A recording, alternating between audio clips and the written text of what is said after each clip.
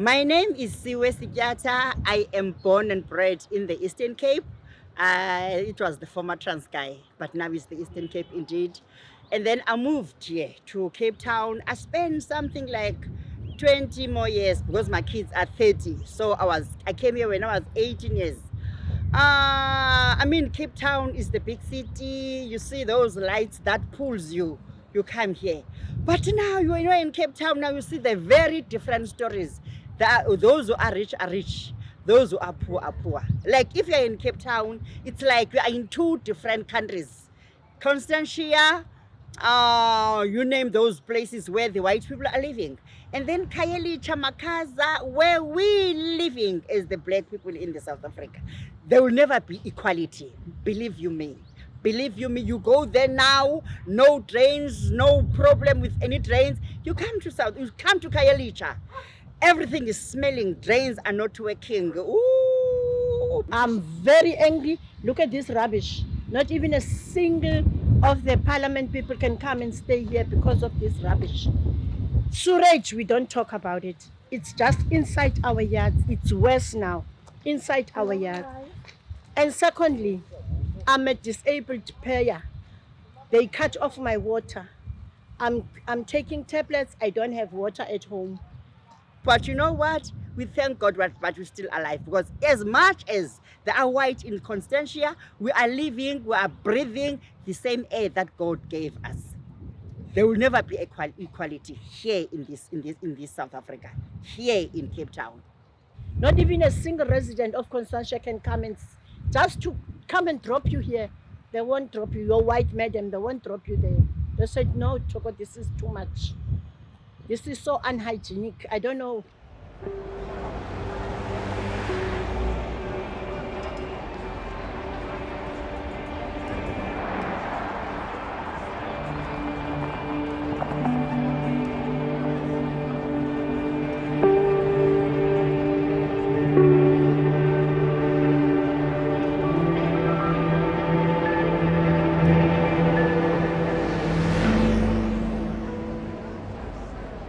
Hi, my name is Ryan Williams. I'm from Mitchell's Plain. I'm 20 years old, and I'm here to talk about the inequalities in South Africa. We are currently experiencing, whereas our area, which is Mitchell's Plain, is crime infested, and the government is sort of not taking care of us. Whereas in Constantia or in any other well-known areas, they are very well taken care of, they are very well sorted for, and the government sees to the needs.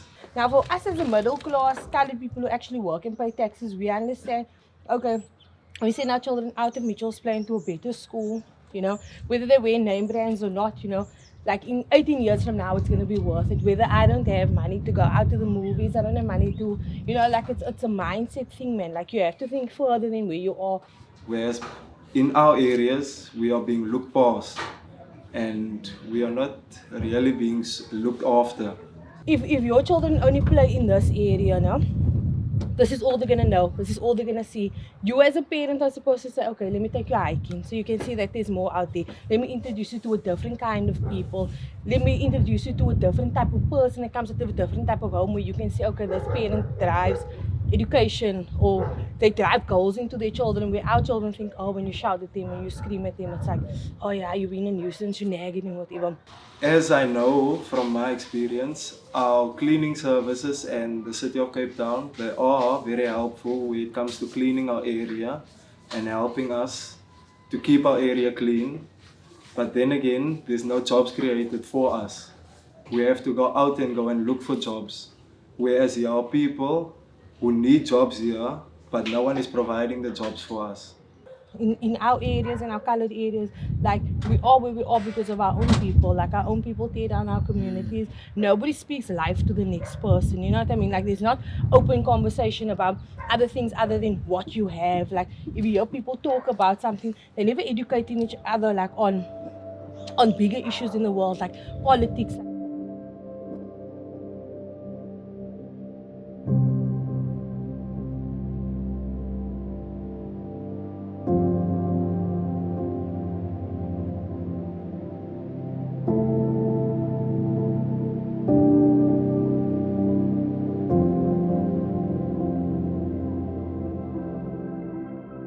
My name is Patrick. I stay in Kailicha.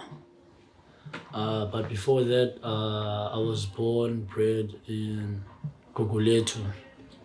Um, as I was spent, let's say, half of my years in Kailicha, like I got to notice one thing that is common, that people who are living in a township, they are actually struggling and are very scared maybe to be able to speak up about what issues and problems that they are facing. Hi, my name is Chris. I live in Kailicha in a small section called J section. Uh, Basically, about what I see from our government, I think our government, from my side, my opinion, it doesn't care about the people who live in informal settlements. That's how I can put it. It doesn't care because, for example, when we have to go and ask for service delivery, they take time, like they take forever. For example, we had a problem of a sewerage here. It took almost a month to be fixed. So they fix them, and then again after 2 weeks, there's a problem. So I think it has to do with the people, like where you live, where you stay. Because, for example, if I can make an example, like I say, like a Constantia, and then compare from Kailisha. If though like the people who live in there, they have a complaint to the government about the service delivery, they quick respond to them. But when it's us from the informal settlement, when we go to the places where we're supposed to go and fill the form for service delivery, they take forever. So my thing is with the government is that every single one of them that is there, they need to be replaced by a new generation because we want change. I go to that, like I stay in Constantia. If you stay there on that side, I cannot explain how they live their life, but the way we are being treated, I think it's unfair because in the eyes of our constitution, we are all human beings, we are the same. Hello, my name is Gerard. I live in Plumstead in Cape Town. My feelings about inequality, obviously, I think it's terrible. We have a tough legacy in South Africa. I think our past, specifically apartheid, has had a lasting influence on socio-demographic factors. Hi, my name is Stacy, and I'm born and bred Cape Townian. I stay in Plumstead, and yeah, I've grown up in Plumstead, a middle class neighborhood. My feelings about inequality, the raw feelings, inequality in South Africa, I think primarily due to the gross neglect and irresponsibility of our government since 1994. We have completely a disconnect between rich and poor. Inequality, even gender inequality, employment inequality, educational inequality, and the gap is not exactly getting narrower. My views on the future, I think it's a very long road back. It's very difficult to fix the inequalities. We can fix parts of them, but there are generational issues that are very difficult to fix. I don't feel like things will be fixed very soon. I think it'll take many, many generations to undo all the damage that was done by previous governments and current governments.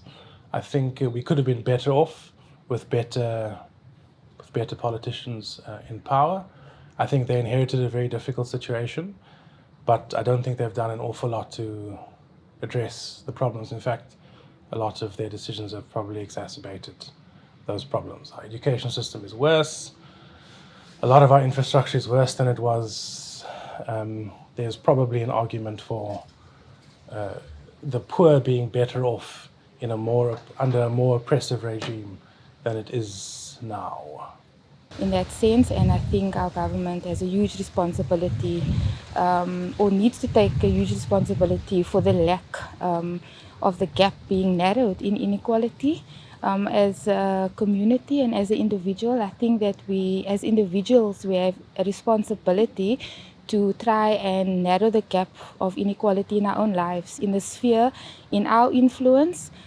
As a community and as a nation, somehow we need to find a common ground to stand together and make it work. I don't think one person's going to breach this gap between inequality, and unfortunately our government corruption and greed is rife. And I think also when it comes to the people that's voting in our government, I find it very strange that with the era that we're in with information technology, access to information and knowledge, that people are not educating themselves with regards to what's happening in our country, not sort of challenging the policies and the systems in place that are supposed to breach inequality, yet people are still voting in the same government. It boggles my mind, to be honest. No government is perfect, but I think there is a better government that would help breach this inequality in South Africa.